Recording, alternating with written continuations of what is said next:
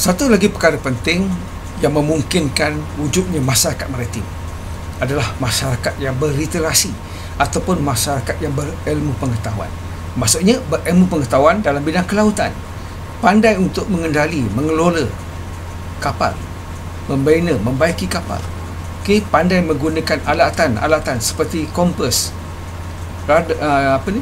peta, kartografi dan sebagainya. Itu penting untuk membolehkan aktiviti kelautan itu berlaku, khususnya dalam kegiatan perikanan laut dalam dan juga kegiatan perdagangan antara negara. Jadi masyarakat Jepun mempunyai ilmu pelayaran dan juga ilmu kelautan.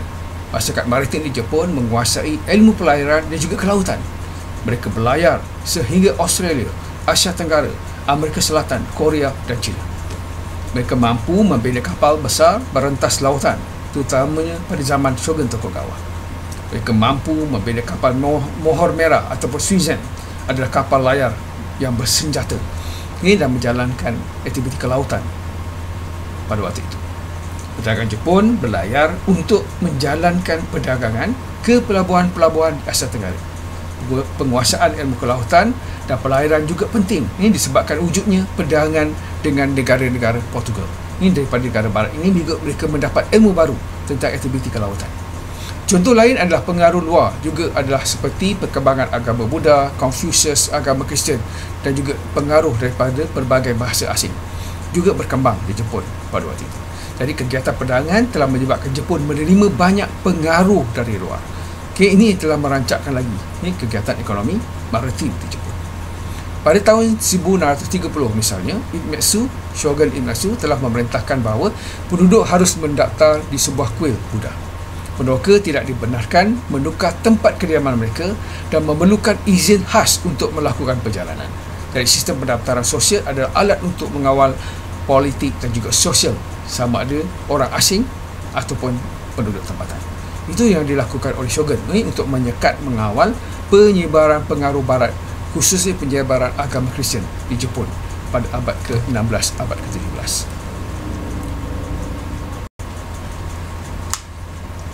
Masyarakat maritim di Jepun juga berkaitan dengan perdagangan antarabangsa. Kita boleh kaitkan faktor ini dengan faktor yang menunjukkan masyarakat maritim, iaitu kegiatan perdagangan, ataupun kita nak menjelaskan tentang ciri-ciri masyarakat maritim di Jepun. Itu berkaitan dengan perdagangan antarabangsa. Masyarakat Jepun telah mengimport barangan tropikal dari Asia Tenggara, barang sutera dari tembikar, buku, lukisan dan wang, tembaga daripada China. Pada zaman pemerintahan Jepun, Shogun Ieyasu misalnya, Jepun telah mengamalkan dasar terbuka dalam perdagangan dengan negara luar, dengan harapan Jepun akan memperolehi keuntungan dari persaingan dalam perdagangan dengan Barat. Walaupun Jepun mengadakan hubungan perdagangan dengan negara Barat, tetapi hubungan yang terjalin adalah secara terhad. Perkembangan perdagangan di Jepun dengan negara luar seperti Portugal, British, Belanda dan Spanyol pada abad ke-16 dan abad ke-17 telah menggalakkan penggunaan mata wang dan perak, mata wang perak, bagi menggantikan penggunaan beras dan kain sebagai tukaran di Jepun. Dan pelajar kena faham pada waktu ini kenapa berlaku seperti saya ceritakan tadi. Pertumbuhan ekonomi, perdagangan berkembang, jalan raya, bandar-bandar, semua disebabkan waktu itu pada abad ke-16 zaman Edo ini berlaku wujud satu keadaan yang aman dan tenteram. Itu yang paling penting. Dari segi politiknya tenteram. Ini tidak berlaku kekacauan, ya, ada pun kecil saja, dan dia tidak mengganggu-gugat dari segi kestabilan ekonomi pada waktu itu. Ini yang membolehkan, kestabilan politik ini yang membolehkan kegiatan ekonomi maritim seperti perdagangan ini berkembang. Menjelang abad ke-15 dan abad ke-16, Jepun telah mengeksport sejumlah barangan siap ke China dan negara-negara lain seperti pedang, kipas berlipat dan pembidang. Pembidang di belakang tu. Dan kipas berlipat juga pembidang ini mendapat permintaan yang tinggi di China. Itu antara produk yang dihasilkan. Jadi pada waktu itu artis yang saya ceritakan tadi, mereka memainkan peranan penting dalam menghasilkan produk-produk tempatan. Dan kalau kita lihat, setiap wilayah dia ada produknya sendiri. Ini setiap daimyo, setiap kawasan itu dia ada produknya sendiri. Ini sama ada dalam bentuk makanan ataupun material-material seperti kipas ini berbagai bentuk. Ini berbagai corak, berbagai warna dan sebagainya, yang melambangkan kawasan, domain tempat mereka tinggal. Jadi Shogun Ieyasu mengharapkan bantuan teknikal dan perdagangan dengan Spanyol di Filipina dalam kepakaran pelumbungan dan juga pembinaan kapal. Oleh itu, Ieyasu telah memutuskan surat kepada Spanyol, tetapi malangnya Gubernur Sepanyol di Filipina lambat memberi jawapannya dan ini menyebabkan Ieyasu marah. Perkara ini telah mendorong Shogun Ieyasu memberi perhatian pula kepada kedatangan pedagang British dan juga Belanda. Jadi penggunaan mata wang perak ini telah menggalakkan lagi aktiviti pelumbungan perak, emas dan juga kegiatan terutamanya emas dan perak. Ini yang bukan bahan asas penting dari segi penggunaan mata wang. Ini telah merancakkan lagi perdagangan antarabangsa. Jadi perkembangan ekonomi wang telah mempercepatkan kemajuan perdagangan tempatan dan juga luar negara, terutamanya dengan China. Namun hubungan perdagangan antara Jepun dengan China terputus akibat serangan lanun Jepun ke atas China. Oleh kerana itu, Jepun melakukan barangan suta dan mewah China, manakala China pula memerlukan barangan perak Jepun. Maka ini menjadikan perdagangan Portugal di Macau sebagai orang tengah dalam hubungan perdagangan antara China dengan Jepun.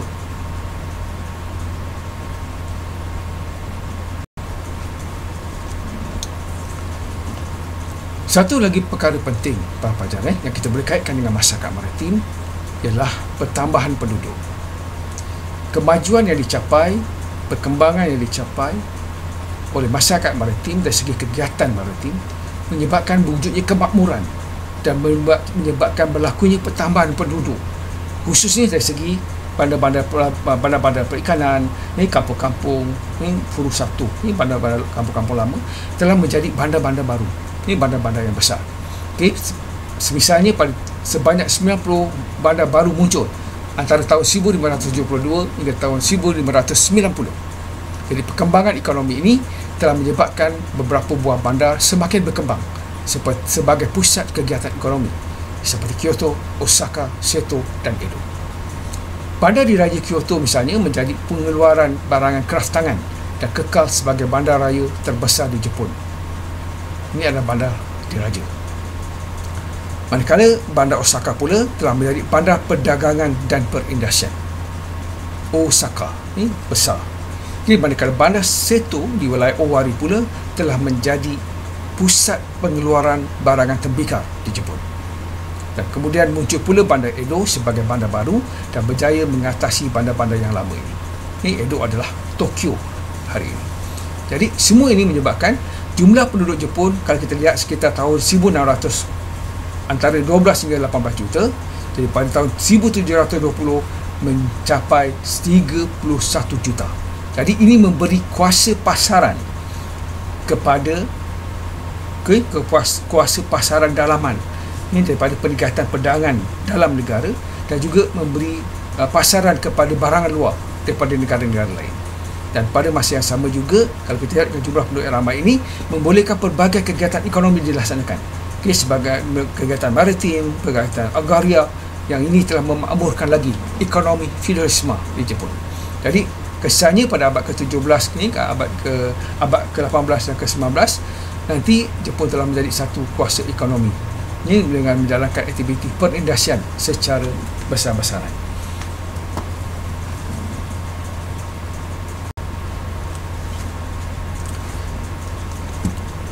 Satu lagi perkara penting yang berlaku akibat daripada wujudnya masyarakat maritim di Jepun adalah berlakunya pengkhususan pekerjaan. Perkembangan ekonomi ini membawa kepada pengkhususan pekerjaan dan membawa kepada pertambahan bilangan penduduk, misalnya golongan tukang, artis, saudagar dan juga petani. Pada zaman pemerintahan Shogun Ieyasu misalnya, Jepun mengamalkan dasar terbuka dalam perdagangan dengan negara luar dengan harapan Jepun memperoleh keuntungan daripada persaingan dari segi perdagangan dengan barat. Pada waktu itu juga telah muncul banyak persatuan keuangan yang dipanggil Munjinko, yang menjadi pemodal yang menggerakkan sesuatu kegiatan ekonomi. Perubahan pesat ekonomi perdagangan telah membawa perubahan dalam kehidupan golongan samurai. Sebelum ini, golongan samurai bergantung hidup dengan menerima pendapatan berbentuk berguni-guni beras daripada shogun dan daimyo, telah menjualkannya kepada golongan saudagar di Osaka. Perkara ini menyebabkan golongan saudagar menjadi semakin kaya di Jepun, walaupun dalam sistem feudalnya mereka berada di tahap yang paling rendah ataupun paling hina, paling bawah sekali. Jadi pada abad ke-17 muncul golongan pedagang yang cekap dan berpengalaman serta golongan peminjam wang di bandar seperti Mitsui yang mempunyai syarikat persendirian. Di Jepun juga telah berlaku perkembangan dalam penghasilan barangan tembikar yang halus dan barang-barang porselin yang cantik. Teknik pembuatan tembikar ini telah diperolehi daripada pembuatan tembikar Korea dan telah menjadi industri penting di Jepun. Industri tekstil juga turut berkembang di Jepun, terutamanya dari segi penghasilan brocade sutra yang cantik. Jepun juga menghasilkan secara besar-besaran barangan leka ataupun arak yang bermutu dan mempunyai hiasan yang indah. Jadi semua ini mengembangkan lagi kegiatan ekonomi Jepun pada abad ke-16 dan juga abad ke-17 dengan memberi pengkhususan kepada wilayah-wilayah tertentu menghasilkan barangan tertentu yang memperbanyakkan lagi produk-produk untuk dipasarkan dengan negara-negara lain. Jadi kegiatan maritim itu menjadi satu kegiatan yang penting dan berdaya maju pada waktu itu. Masyarakat maritim Jepun memiliki pengetahuan, misalnya memiliki ilmu kelautan dan pelayaran. Masyarakat maritim Jepun menguasai ilmu pelayaran, membolehkan mereka berlayar ke Australia, Asia Tenggara, Amerika Selatan, Korea dan China. Mereka mampu membina kapal besar perendah lautan. Kapal motor merah ataupun Shinsen adalah kapal layar bersenjata oleh pedagang-pedagang Jepun yang berlayar dalam perdagangannya ke pelabuhan-pelabuhan Asia Tenggara di awal pemerintahan Shogun Tokugawa. Antara 1600 hingga 1635 terdapat lebih daripada 350 buah kapal Jepun melakukan pelayaran dagang ke luar negara. Rekod hubungan dagang antara orang Ryukyu pada akhir abad ke-14 hingga awal abad ke-17 bukan hanya merupakan catatan penting dalam sejarah Ryukyu, tetapi juga sebahagian besar daripada sejarah Kepulauan Melayu secara keseluruhannya.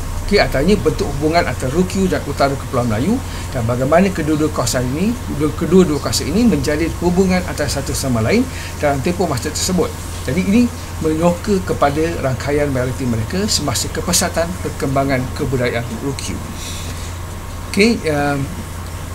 Ini didorong oleh Totoyama Hideyoshi yang menjadi shogun pada 1537 hingga 1558, berusaha untuk meluaskan pengaruh Jepun keluar pesisir pantainya dan juga untuk meluaskan usaha perdagangan antarabangsa ke Kepulauan Melayu.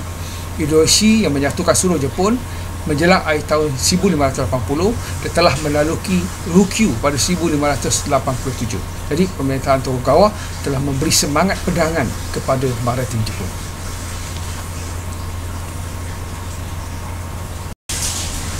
Di antara abad ke-14 dan abad ke-16, Ryukyu yang berfungsi sebagai broker untuk perdagangan antara Jepun dan Asia Timur. Ia bertindak sebagai pelabuhan entrepot di mana produk Jepun seperti perak dan pedang ada ditukar dengan barang lain di China, seperti sapan, kulit kayu dan rusa yang bersumber daripada Kepulauan Melayu. Kalau kita lihat hubungan antara Ryukyu dengan alam Melayu, seperti contoh yang saya berikan dalam jadual ini, misalnya Ayutthaya, Melaka, Patani, Java, Palembang, Aceh, Sunda, Kelapa, Anam, semua itu berlaku sejak daripada abad ke-13 lagi. Dari sekitar tahun 1600 hingga 1635, lebih daripada 350 buah kapal Jepun telah melakukan perjalanan ke luar negara di bawah sistem kapal Shunzen. Okey, Pak Fajar. Satu lagi perkara yang menjadikan masyarakat maritim di Jepun ini berkembang, maju, disebabkan oleh wujudnya hubungan diplomatik antara kerajaan.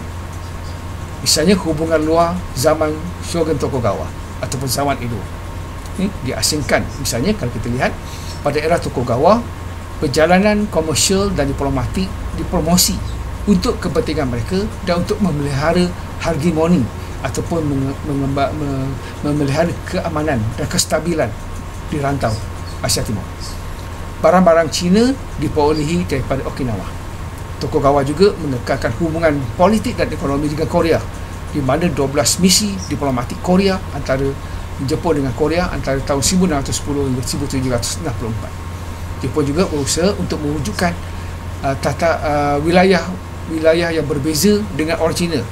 Ini tanpa kepuraan ekonomi. Maksudnya berusaha untuk mewujudkan satu wilayah yang sama dari segi hubungan diplomatiknya. Ini yang tidak berdasarkan kepada hubungan yang berpura-pura, lebih kepada kepentingan ekonomi, itu maksudnya. Okay. Jadi pemberontakan Shimabara misalnya pada tahun 1937 tahun 1938 oleh padri Kristian telah menyebabkan Portugis diusir daripada Jepun. Inggris pula meninggalkan perdagangan dengan Jepun pada tahun 1623 dan Sepanyol pada tahun 1624. Oleh itu, Jepun telah mengurangkan hubungannya dengan Barat selama 2 abad. Jadi pada abad ke-17, Jepun memutuskan hubungan perdagangannya dengan negara-negara yang berusaha untuk menyebarkan agama Kristian. Jadi antara tahun 1633 dan 1639, Iemitsu telah mengeluarkan undang-undang yang menyekat hubungan dengan orang asing, melarang perjalanan laut ke Korea ataupun Kepulauan Ryukyu, itu Okinawa sekarang. Kesimpulan daripada apa yang kita belajar hari ini, bila saya menjelaskan tentang masyarakat maritim ataupun masyarakat kelautan, pelajar boleh gunakan fakta yang saya berikan ini untuk mengaitkan masyarakat maritim itu dengan ciri-ciri maritim, faktor-faktor yang menyebabkan masyarakat maritim itu berkembang, maju di Jepun. Semuanya berlatar belakangkan kepada zaman Edo, itu di zaman Shogun Tokugawa. Pada zaman ini, Shogun telah berjaya mewujudkan keamanan dan kestabilan dari segi politik, yang membolehkan ekonomi berkembang, khususnya ekonomi federalisme yang berasaskan kepada sistem ekonomi, sistem politik federalisme yang berstruktur, yang berhierarki tadi, dengan menggalakkan pelbagai kegiatan ekonomi, sama ada ekonomi bersifat pertanian ataupun ekonomi agraria, dan juga ekonomi maritim yang kita bincang hari ini. Jadi walau bagaimanapun, perkembangan perdagangan di Jepun terhenti apabila Shogun Tokugawa mengubah dasar pemerintahan Jepun daripada dasar buka pintu kepada dasar pembencelan secara relatif dan dunia luar pada tahun 1638. Keadaan ini disebabkan oleh timbulnya perasaan syak sangka terhadap orang Barat. Dua yang mereka syak. Pertama, mereka risau terhadap penyebaran agama Kristian yang mengganggu-gugat adat dan budaya masyarakat tempatan. Dan kedua, disebabkan Barat membawa masuk teknologi Barat, iaitu senjata terutamanya. Ini yang akan mewujudkan keadaan huru-hara yang menyebabkan perselisihan, pergaduhan, peperangan sesama mereka di wilayah-wilayah Jepun. Itu yang menyebabkan Shogun pada waktu itu bimbang. Pada tahun 1633, 1635, 1639 terdapat banyak arahan yang melarang hubungan langsung antara Jepun dengan Barat. Jadi sikap keterbukaan pemerintahan Jepun yang menggalakkan kedatangan pedagang asing telah menyebabkan masyarakat maritim di Jepun terpaksa bersaing dengan Barat. Jadi keadaan ini memaksa Shogun mengisytiharkan dasar tutup pintu ataupun isolasi dan menjalankan perdagangan luar yang terhad di sekitar Pulau Deshima dan juga Pulau Deshima yang terletak di Pelabuhan Nagasaki. Pulau Deshima yang terletak di Pelabuhan Nagasaki. Dah sehinggalah nanti kedatangan Commander Perry yang mengadakan perjanjian dengan Jepun, Shogun Tokugawa, yang akhirnya membawa kepada Jepun terpaksa buka pintunya kepada dunia Barat. Dan ini menjadi petanda kepada berakhirnya zaman Shogun Tokugawa dan kuasa maharaja telah dikembalikan, maka Jepun beralih kepada zaman yang baru, itu zaman Meiji. Okey, kita jumpa lagi pelajar. Selamat ulang kaji, baca, fahamkan, ambil banyak gunakan beberapa sumber dan jadikan saya punya ini sebagai asas untuk memahami dengan lebih mendalam, dan kita boleh menjawab apa saja soalan berkaitan dengan masyarakat di Jepun, sama ada masyarakat feudal, masyarakat maritim di Jepun. Jadi teruskan gambar tiku dasar Jah Madah.